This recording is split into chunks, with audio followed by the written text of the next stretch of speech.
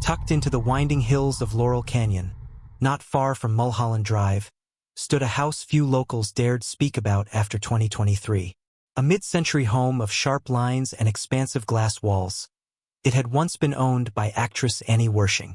She'd lived there quietly, raising her family, cultivating a modest garden in the back, surrounded by oaks and eucalyptus that cloaked the property in shade even on bright afternoons. After her passing, the house sat vacant for months.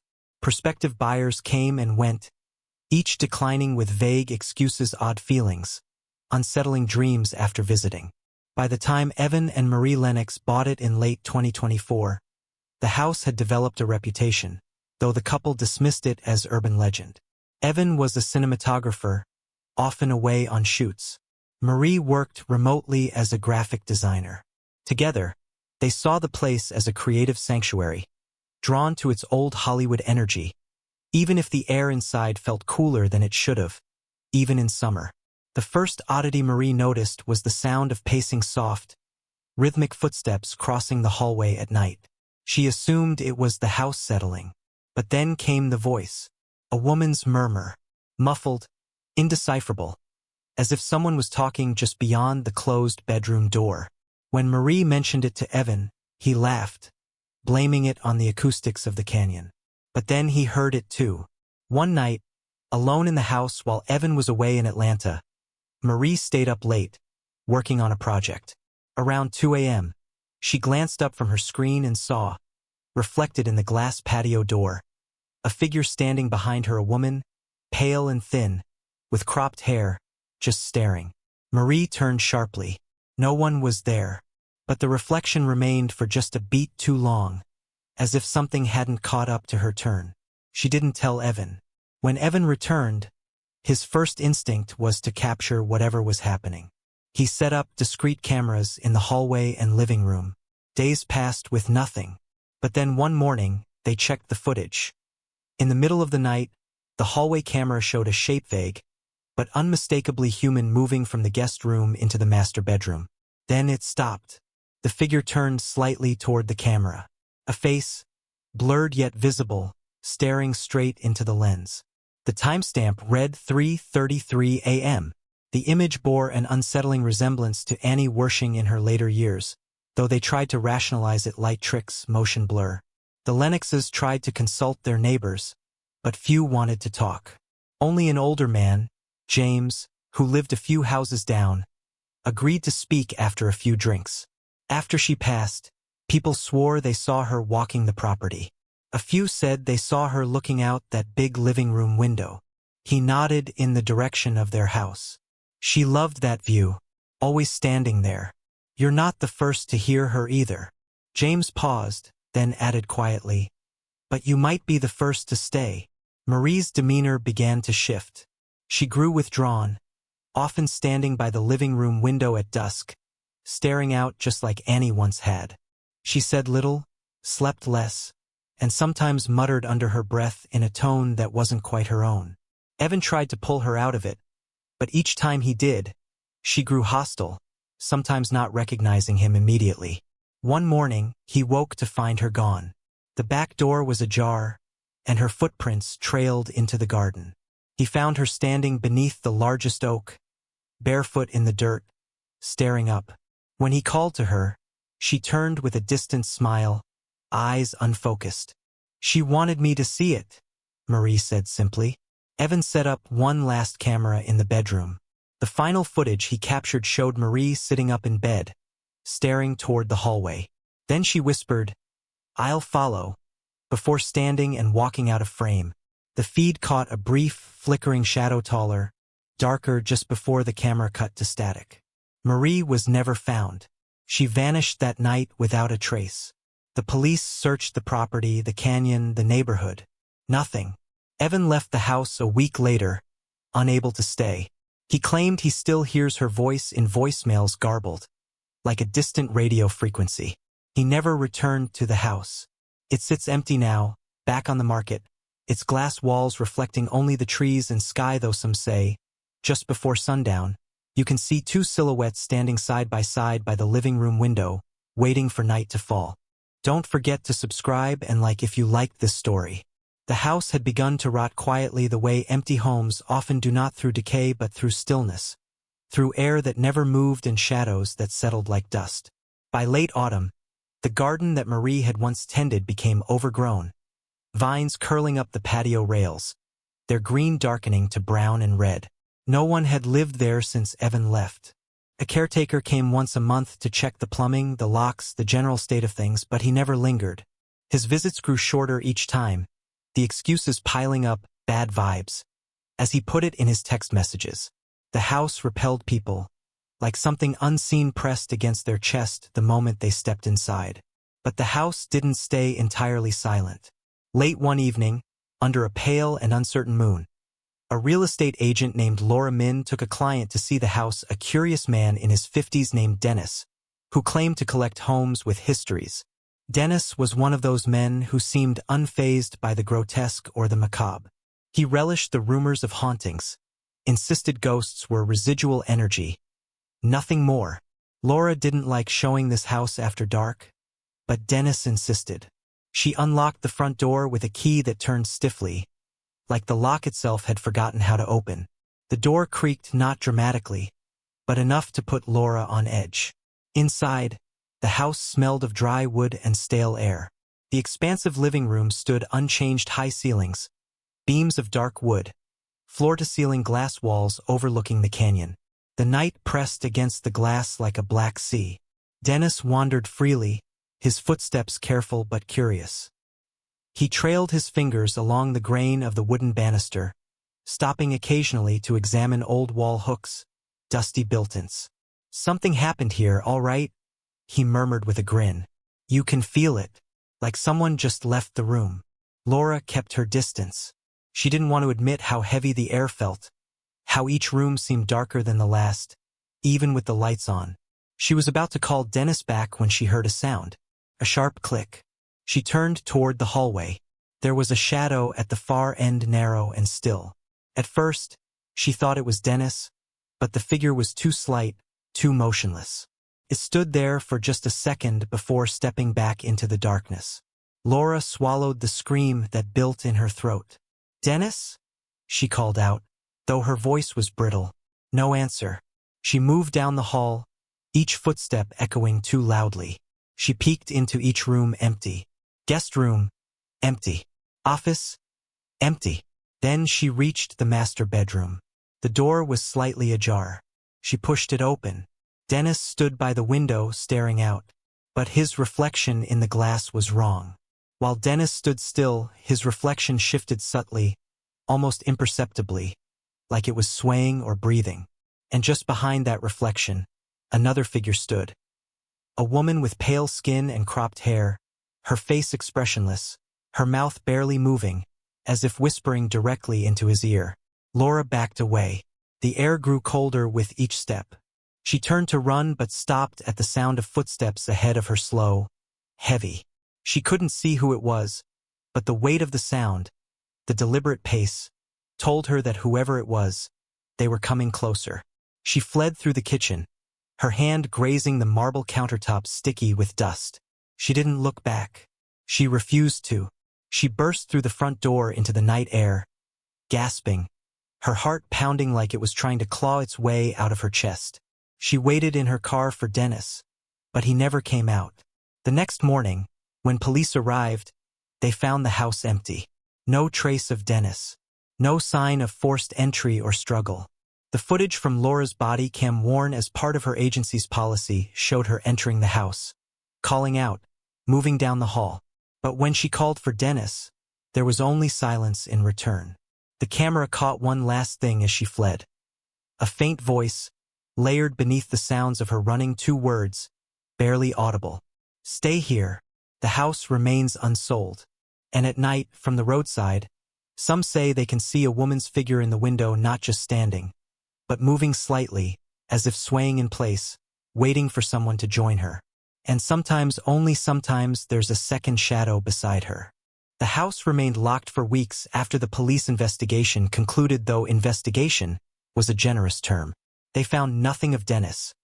No personal items, no fingerprints beyond his and Laura's, and no evidence of struggle. His car remained in the driveway, the keys still in his pocket just as Laura swore she'd left him. The real estate agency quietly pulled the listing, unwilling to risk another disappearance. But the house didn't like being forgotten. In mid-November, the caretaker, a man named Sal, returned for his monthly check. He was a large man in his 60s, and he'd been maintaining houses in the canyon for most of his life. Superstition never troubled him much. Still, even Sal couldn't deny the way the Wersching house seemed awake. He arrived just before sunset, hoping to finish quickly. The house sat hunched under the heavy dusk sky, its once pristine glass walls smudged with a faint grime that no cleaning ever seemed to remove. Unlocking the door, he stepped inside, flashlight in hand. The air felt colder than it should have for a mild autumn day. Dust hung in the beams of light like static frozen mid-broadcast. The silence was intact, too intact, as if the house itself held its breath. He checked the plumbing, the water heater, ran the taps briefly routine. But when he reached the master bedroom, something was wrong. The bed was made perfectly. He hadn't done that, and no one had been inside since the last police sweep. The blanket was stretched tight, the pillows fluffed, almost as though someone was expecting company. On the dresser sat something that hadn't been there before. A silver hand mirror, its handle ornate and tarnished. Sal picked it up. The glass was slightly cloudy, and when he angled it toward the window, the reflection seemed wrong. The canyon outside looked darker, deeper, as if night had already swallowed it whole. But that wasn't what made him drop the mirror, it was the reflection of the room itself. In the glass, the bed wasn't empty. A woman lay atop the covers, her arms folded neatly over her chest. Her face turned toward him, eyes wide open and unblinking. Her mouth was moving, as if trying to speak through water. When he whipped around, the bed was empty again. The mirror landed on the hardwood with a heavy thunk, its glass cracking down the center. Sal stepped back, his breath heavy, lungs tight. Then he heard it, the sound of a voice. Low, distant, yet familiar. "Why are you here?" He turned toward the sound down the hall, toward the living room. The air grew colder, and a deep vibration seemed to settle in the wood beneath his boots, like the house itself was humming. Sal hesitated at the hallway's threshold. Something moved ahead, too tall, too dark to be a shadow. The shape was just beyond his vision, pacing the length of the living room, pausing sometimes to stare out the glass walls. Then, a second voice, this one closer, a whisper just behind his ear. "Stay." Sal bolted, the flashlight jerking wildly in his grip. The sound of his boots echoed hard against the floor, but beneath it just faintly came the soft padding of bare feet chasing behind him. When he reached the door, it was closed, he had left it open. Fumbling with the lock, he heard the slow approach of footsteps, measured and deliberate, as if the house had all the time in the world. He managed to wrestle the door open and stumbled into the night, gasping, heart hammering against his ribs. He never went back. No one maintained the house after that. The utilities were disconnected. The grass died. Vines crept over the patio, the walls, curling into the corners of windows. Still, people claimed that at certain hours, a warm light could be seen glowing in the living room, moving room to room, as if someone was walking with a lamp, softly illuminating the dead house. And occasionally, from the road below, some swore they could hear voices drifting down the hill, one female, soft and persistent, and another male, deeper, struggling to respond. Like a conversation playing on loop. Like someone teaching someone else to stay. Winter dragged itself slowly over Laurel Canyon, blanketing the hills with an eerie quiet that even the wind refused to break. Fog began to settle heavier in the evenings, curling low over the roads, seeping between the trees, clinging to rooftops. The Wersching house, still empty, looked less like architecture and more like a mausoleum half swallowed by the landscape. Yet, despite its vacancy, the house remained aware. Those who lived nearby had started to complain of oddities that couldn't be explained away by bad weather or tired minds. A mail carrier, passing on his morning route, claimed that every so often the curtain in the master bedroom would twitch, not fully drawn aside, but a subtle, deliberate shift, as though someone watched from behind. Another neighbor, a woman named Claire, swore she heard piano music coming from the house during the blue haze of dawn, soft and meandering, notes half-forgotten mid-melody. The trouble was the house had no piano. These reports accumulated, passing between residents in hushed conversations at the market, in late-night texts between friends, each trying to confirm what they'd heard or seen. None were brave or foolish enough to investigate, except for Tomás. Tomás Ruiz was a documentarian, drawn to the uncanny. His modest success on streaming platforms had come from short films exploring haunted places, with a sharp focus on discredited legends. He believed in psychology, in architecture influencing mood, in suggestion, never in ghosts. When Tomás heard about the Wersching house, he knew it was perfect for his next project. He got in contact with the real estate agency, who after heavy persuasion and a hefty waiver granted him one-time access. He didn't need to stay overnight, just a few hours for B-roll interviews and his signature monologue to the camera. He arrived in the early afternoon, camera bags over both shoulders, a gimbal in one hand, a field recorder in the other. From the outside, the house seemed asleep. Ivy had started choking the supports, the wooden siding dulled by grime. The glass walls, once the home's crown jewel, were now smudged and opaque, as though the house was trying to conceal its interior. The front door protested when he pushed it open, groaning like an old hinge in protest. The air inside was dry, cold, and still. Tomás set up his gear in the living room, speaking casually to the camera. It's strange, being in a place that feels both lived in and abandoned. You can almost sense a tension in the walls, like you're being watched not by a ghost, but by the memory of someone who just left the room. He moved slowly, narrating history, the actress, her family, her quiet passing, the rumors of voices and figures. He filmed the hallway, the master bedroom, the faint imprint of a body still marked in the dust on the bed's surface, though no one had touched it for months. Then he set the recorder on a side table and asked aloud, "If someone's here, say something." Silence. He waited, the house pressing in with its heavy stillness. Then, a sound, not a word, but a breath. Low, slow, near the recorder's mic. He leaned in, staring at the tiny levels dancing on the device's screen. There it was again. A breath in, a breath out, then, "Stay." A whisper, unmistakably female. Tomás froze, the rational part of his mind scrambling for an explanation, wind through a vent. An audio glitch, his own breath echoing. But his breath didn't sound like that. He backed away slowly, panning the camera back toward the hallway. That was when he saw her. A woman, barely illuminated by the natural light spilling weakly through the windows. Short-cropped hair, pale face. She stood at the far end of the hallway, staring not directly at him, but past him, as though watching a version of himself he couldn't see. And behind her, a taller figure, a man, darker, his features blurred, standing just at the edge of the gloom. He wasn't looking at Tomás. He was watching her, his posture stiff, unwilling. She turned her head slightly, her mouth moving, but Tomás heard no sound. Then, abruptly, both figures stepped backward, swallowed by the shadows deeper in the house, their outlines collapsing into the dark. The camera's feed glitched. A pulse of static. Then stillness. Tomás didn't run, not yet. His curiosity wrestled with his fear, anchoring his feet to the floor. Slowly, as if in a trance, he moved toward the hall, his camera raised, his flashlight cutting a cone through the dim. The air grew colder with each step. The floorboards seemed to thrum, as if something massive slept beneath them, stirring lightly in its sleep. He reached the master bedroom again, the door half open, the same silver hand mirror still resting cracked on the floor. Without thinking, he crouched and picked it up. In the reflection, he saw the room not as it was, but as it might have been. Warm light flooding in, fresh sheets, a woman sitting on the bed, her face turned toward the door, and she smiled. Then her mouth moved, clearly this time. "You'll stay, like the others." Her hand raised in the reflection, as if reaching for his face. Tomás yanked the mirror down, heart hammering.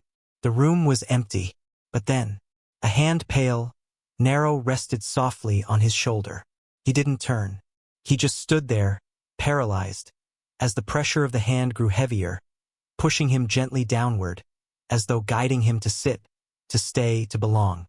Outside, the house looked the same. Quiet, still, its windows dead-eyed. But inside, a faint light flickered on in the master bedroom, steady and soft. And if one stood close enough to the door, just for a moment, they might hear breathing two sets. One steady, the other reluctant. Weeks passed before anyone noticed Tomas was missing.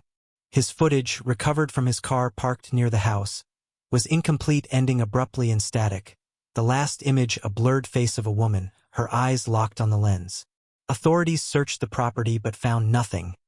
No signs of struggle, no trace of Tomas. The house stood quiet, just as it always had, save for the faintest scent of dust and something older, sour and floral, like faded perfume. Eventually, the case went cold. The house was boarded up, declared unsafe, a danger to trespassers. But neighbors still whispered that lights flickered inside at night. And if you stood close enough to the glass walls, you could just make out two figures inside. A woman swaying gently by the window, and a man standing beside her, his posture rigid, his head bowed, not gone, just stuck, held by her whisper. "Stay here with me." And so they did.